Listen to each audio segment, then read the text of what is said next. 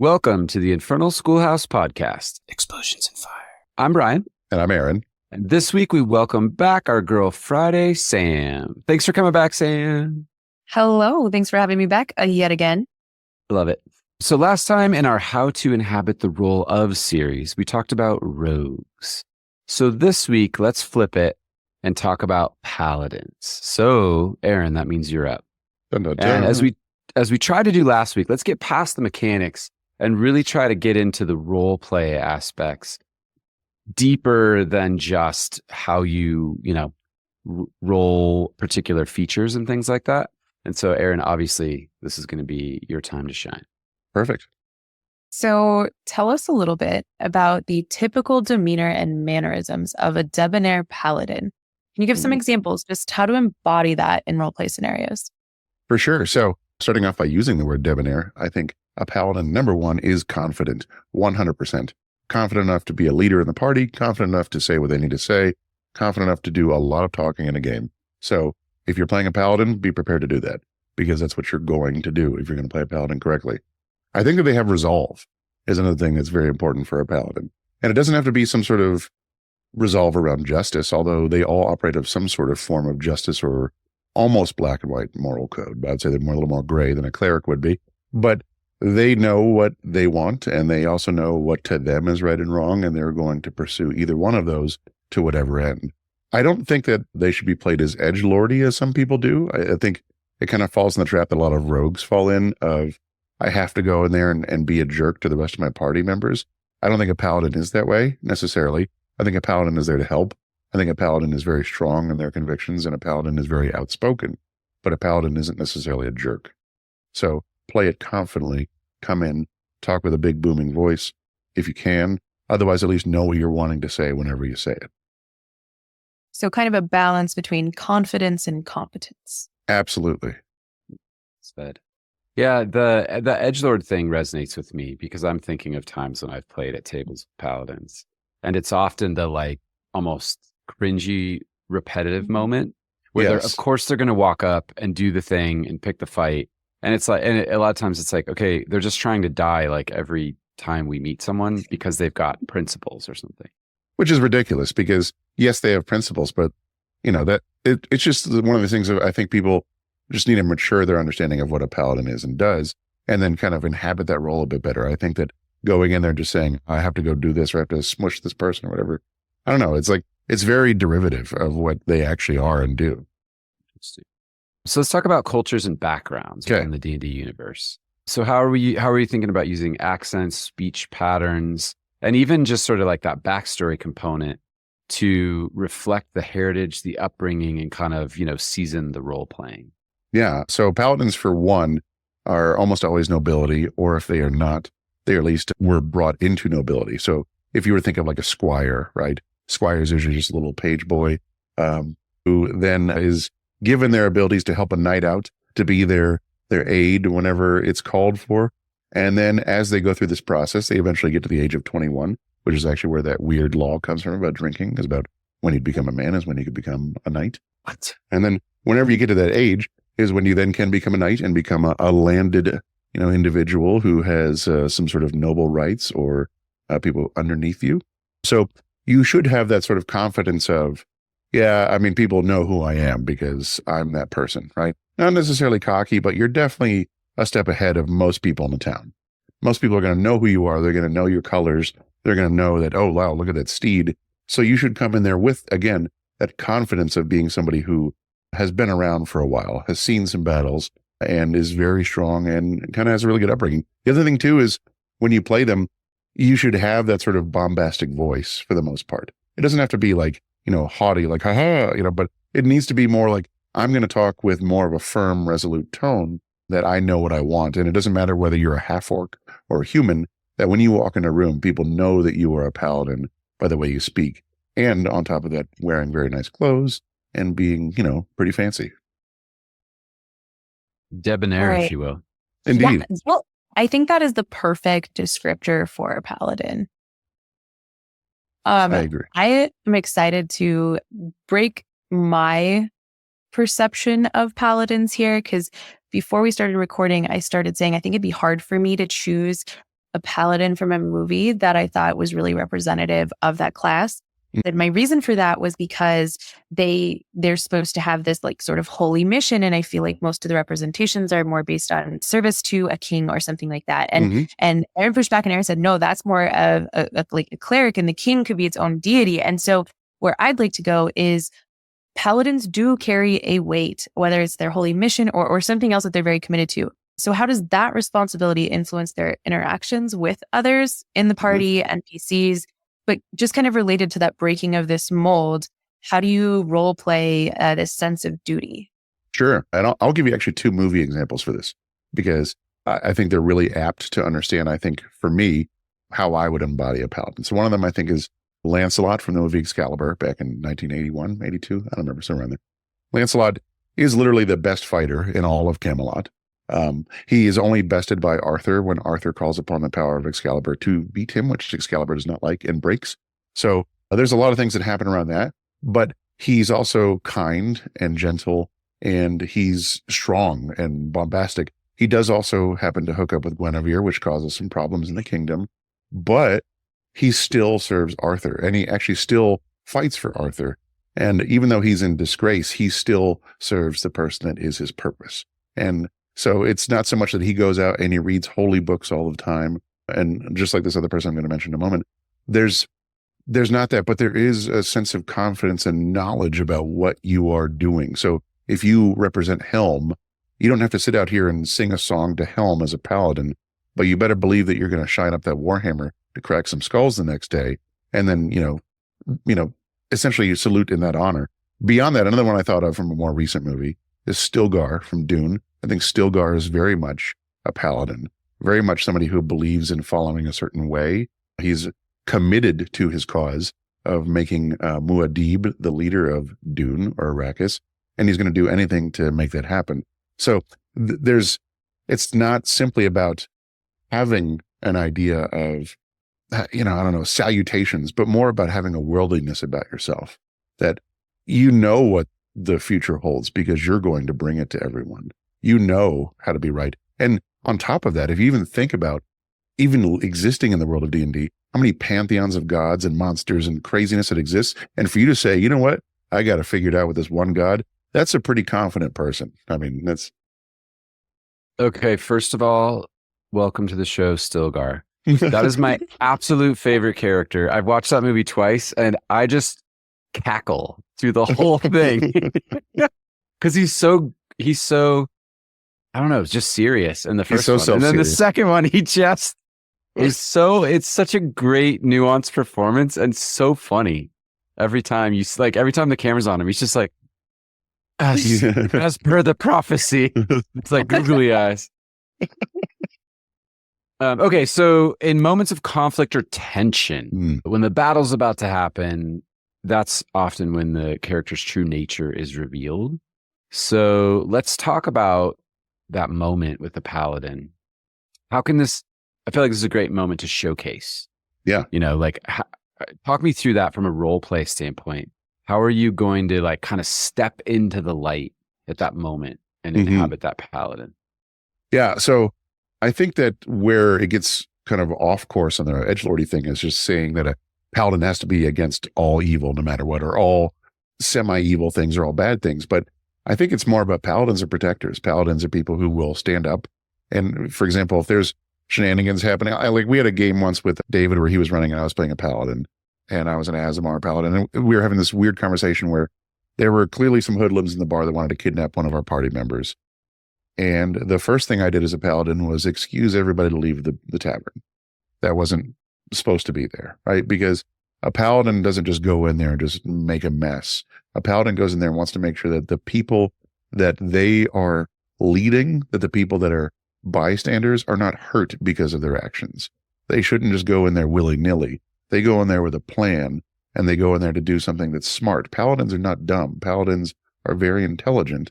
And so they should go in there understanding that I might cause some ruckus in here, but if I do, I want to make sure that everybody else is okay. And on top of that, that's why paladins are not like fighters. Paladins can lay hands. Paladins can do things that protect their party members. They can, banish good and evil around them. They can cause protective circles. So that way people don't get hurt.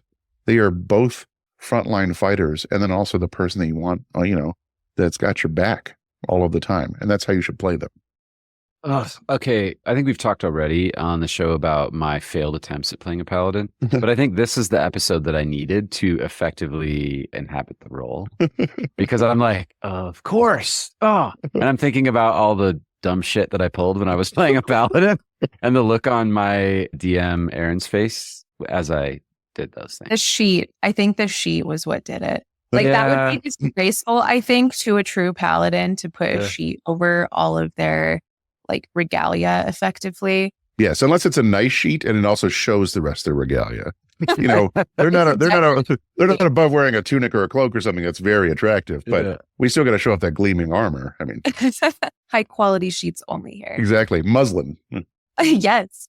Okay, the divine element of the paladins piece of it. I do want to talk about the word divine as well, just kind of related to before, because I do think that word kind of brings about more cleric-y sort of feeling, but using some sort of physical gesture, symbols, maybe making a sign of the deity or their king or whatever that may be. How could you use those in role playing, but then also just talking about that kind of divine aspect and how does that translate into paladinness? For sure. And paladins do still use those aspects. They're just more muted, I think, than clerics are.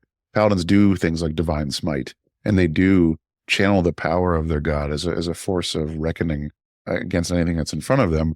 But I think they have other symbols. Their symbols are more a part of them that you wouldn't necessarily be like, stay away, vampire, and then hold out a crucifix sort of thing. It's more like they might wield a holy avenger that is carved with the runes of whoever their deity is, or they might have something on their chest that they might, touch real fast as they're about to begin. It glows, and then they smite the ever-living hell out of something.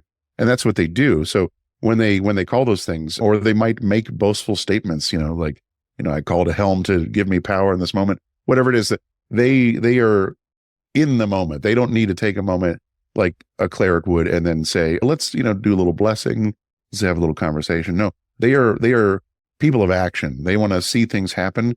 And they are already imbued with the power of the person that is the person that they follow or that they worship, because they already know what they're doing. They if they go into a battle, they know that if they pull out that holy avenger and it starts glowing, that goblin's probably going to poop, and the goblin also knows what's happening. Right?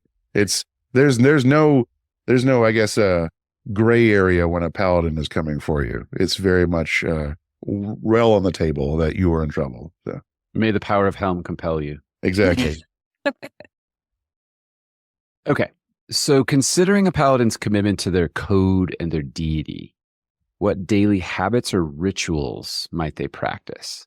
And side note, these are often some of my favorite role-playing moments where the DM's like, okay, it's the next morning. And then every once in a while a character will be like, okay, so my character's doing pull-ups on a tree.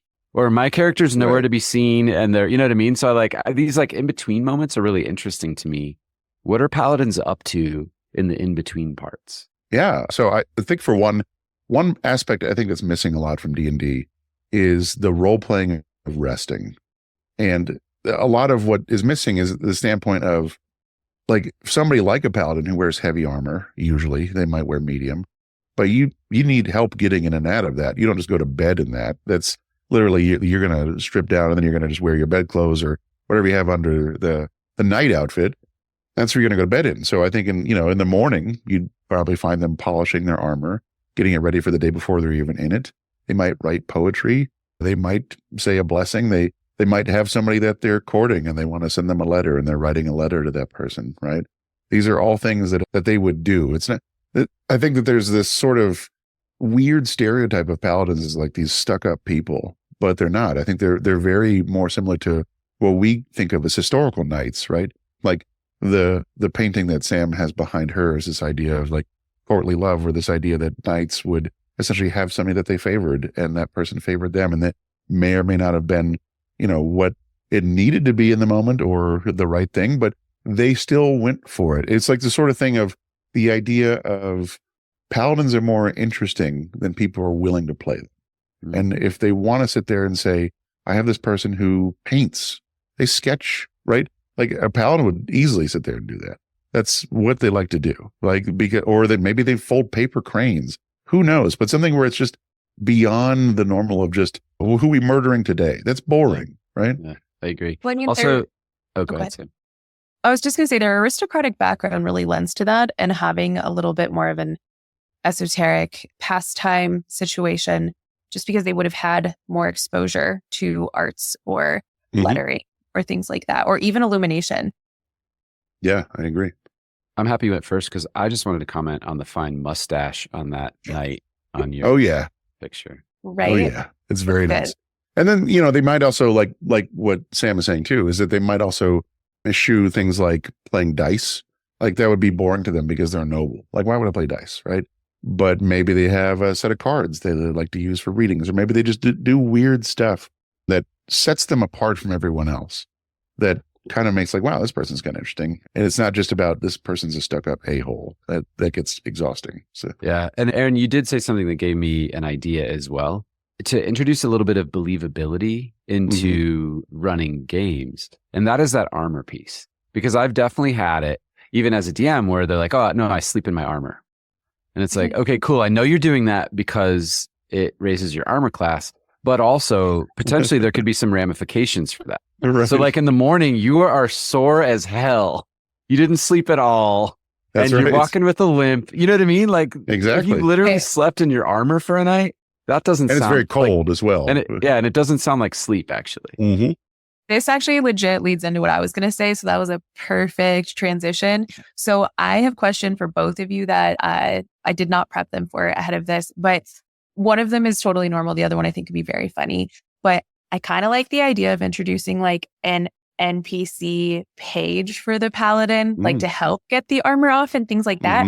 Or like the courtly love interest would be really interesting as like an ongoing storyline would be kind of cool. I agree. Amazing backstory components. Right. Yes. But Right. I do love that idea. Instead of an animal companion or a steed, it's a Page page, voice.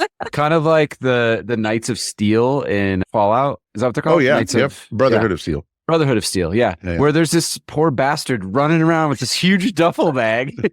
That would be such great comic relief. Well, and that can't exist in the games too. It's just that people don't do it. Like you can get hirelings. That's what I'm these saying. people have enough gold to bring somebody with them and have somebody hanging out. That's like the first motivation for a paladin is like, I need someone to carry all my shit. Exactly. Oh my gosh. Okay. So relatedly, paladins have that unique bond with their steed or divine companion, which may or may not be their page boy. But what are some ways that the character and you as you're role playing can depict that relationship? Yeah. I think that part of it is that people who are playing paladins often just use the steed as some sort of, tool to roll dice for, it doesn't become a role-playing aspect, but I think it's fun. And I think it's interesting because number one, they can't die. They go away, but they come back. I had a steed in a previous game that was an elk. It's sung in Celestial and it was hilarious. I was just like, and I would just have it show up out of nowhere. He would just call it, like whisper, Celestial to it and come around. And then it would show up and help fight things. I mean, it's just like this thing of, and then also like being at the head of the party as you're walking somewhere. And there's just the paladin hanging out on the steed, But on top of that, it then can also become the story driver, right? Where let's say you're trying to help somebody or bring somebody back from somewhere. Well, the paladin's definitely going to get off of the steed and put the person who needs some help on top of it, right? It should be there as a vehicle to move the plot forward and enhance the character's experience. I think for me, that nailed it. It's the idea of how do you get past the mechanics and get into what would actually happen and why would they even have this thing? And I think that's a great example of that. Right. And if you think about it's kind of confusing by a lot of the way that they build the fighter in D&D. But I mean, a paladin is going to use that steed to literally trample people. If they know they're going into battle, they're going to ride in with their sword or their hammer, and they're going in first because they're brave and they're a knight. And they also have advantage because they're coming in there on a mounted steed that kind of can't die. So why wouldn't you do that? Whenever I see like a lot of paladins in battles and games, they just don't have their steed there anymore. I'm like, well, why did you get rid of that? That's literally what you need right now. Like you're going to crash through like 20 like orcs right now easily with that thing.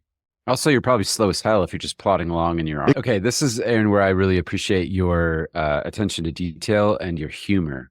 But I want you to talk me through talking about the paladin's appearance, their armor, their weapons, and their insignia and all these types of things. Because I'm not begrudging people, but often people say, "Oh, their armor's blue," or something like that. And Right, I'm just that's like, blue. okay, but like, give me more. Like, tell me more about this. Yeah, I mean, it should be something that depicts somebody who is very excited about who they represent from a deity standpoint, and is proud of who they are and their mission. So they should come in and be in fine cloaks and fine robes. They should have very well shined up armor. Like my picture of Lancelot, he has the shiniest armor in that movie. It's meant to show him as literally the person like, wow, this guy lights up a room because of how amazing this is. It's almost like Liberace-esque. Yes, in the photo that I'm looking exactly. at. And that's what it would be like on a regular paladin's armor. They're going to have gold filigree. They're going to have things that stand out that are not normal armor pieces because they are theoretically nobility. They have money. They have people that are there together. Paladins usually come from some sort of school or knighthood of paladins that they all stand up for each other. They have a brotherhood or sisterhood normally. And so they're going to wear those different symbols. And it's going to be all over their body. It's going to be on their weapons. They don't care because they are a walking billboard for what they are representing. It's not like a rogue who's going to be kind of subdued. No, you know what the paladin's bringing into town. Okay, I now have my paladin, and it seems incredibly obvious now. Oh, all right. The Mandalorian. Hey, there we go. That's a great paladin right there. 100%. Based on everything that you have said, 100% the Mandalorian. Yes. And Even he's also... Yes. Oh, sorry. No, I was going to say, he's also very similar to the old Western paladin as well. Have gone to travel because he would go from place to place solving a different problem for a different group of people. Which is definitely one of the influences of that show. Very much so. Sure. Just the wandering hero. Yep. But also, it really fits in with the way you've described their relationship to their armor. Yes. Because boy, do those Mandalorians love their shiny armor. They sure do. Great. So talking about actually the Mandalorian too, that kind of code, right? That code of honor, that code that they live by definitely leads to moral quandaries. So in those situations where it maybe is not as clear cut what the correct or incorrect thing is to do, where does that sort of black and white line come in? How does that gray out for these moral dilemmas? So I think you have to start off by knowing what kind of paladin you're playing, right? So there's a lot of different kinds of paladins that all have different oaths, and you need to know what yours is back and forward. Okay. So, one of the ones that I think is really interesting for somebody to play, which is kind of turns a lot of what we talk about on its head or think about paladins, is an Oath of Redemption paladin. And as somebody who I believe I can bring this evil thing back from the darkness and into the light. They don't actually want to murder everything. They actually want to have a conversation and say, how do we bring them forward? And so they're more about trying to role play somebody who cares about all of the things around them, that perhaps the world's a little bit better if you can bring a little more light into it and take a little more dark out of it, right? And not through murdering it, right? Because murder itself is a dark act. And so that's where a lot of the stuff comes from with paladins, where I don't think it's just about that. And the moral quandaries come from them going towards that cause no matter what. So a regular paladin, for example, might be willing to break a few rules, especially if they have a rogue in their party or somebody else, and do whatever needs to be done in service of their oath. On the flip side, if you have something like a Oath of Redemption paladin, they might be kind of dangerous in combat because they kind of want to parlay first before we murder anybody. I want to see, hey, can we turn around this evil lich before, we have to kill him again? I don't know. And so there's a lot of that. But then on top of that, I think there's a lot of exciting parts about paladins who break their oaths and DMs that hold them accountable for it. And not in a bad way, but because it gives you good role play moments where you and the rest of the party can go with the paladin in his attempt of redeeming himself and rebuilding his oath with his deity, with his temple. And that can even be its own side quest or its own set of one-shot adventures where the paladin wants to reestablish himself with what he thinks the truth is. This hits really well for me too, because I think a lot of times, and not even specific to paladins, but I think a lot of times players will pick the subclass based on the mechanics. Yes. I'm picking this because it gives me this spell.